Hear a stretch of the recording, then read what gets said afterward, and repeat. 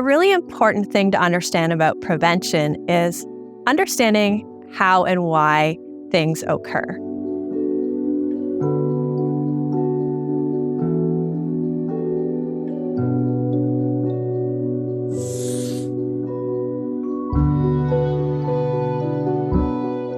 So we want to understand how concussions happen, who they happen to, and then how can we prevent those incidents from happening.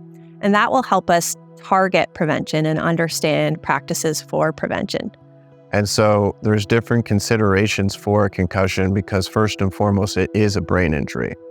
But secondly, it is invisible. Nobody can see it. Therefore, it's very hard to validate it. It's more of a subjective social thing, right? It's like, is this person really hurt or are they just faking it? Those are the type of things that can kind of come up when an athlete is being socialized to tough things out. This is where that value system sort of comes in. What are we promoting? Why are we playing the sport? What is the motive there? And can we shift that? And so it's not just a culture of awareness, it's a culture of understanding risk, where we find acceptable levels of risk and why we even engage in that risk in the first place.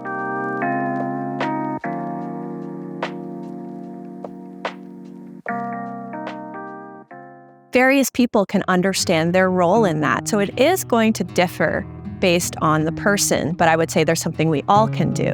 So let me give an example. If you are an administrator at a school, your role might be around looking at your school's policies and procedures around student and athlete safety.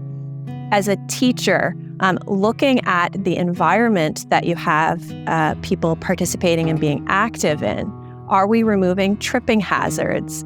Things like water, things that are in the way, putting away equipment. It's a holistic view of the environment and how injuries occur. There's a lot that can be done just by shifting around some little rules here and there.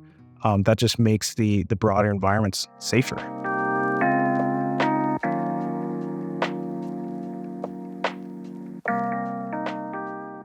When incidents do happen, do you have the information you need on hand to have a most appropriate response to then get that person help? Hit, stop, sit. That is providing awareness of what to do when you actually sustain a concussion. But now I think that athletes have an understanding of that. A transition to maybe understanding what peers can do would be helpful.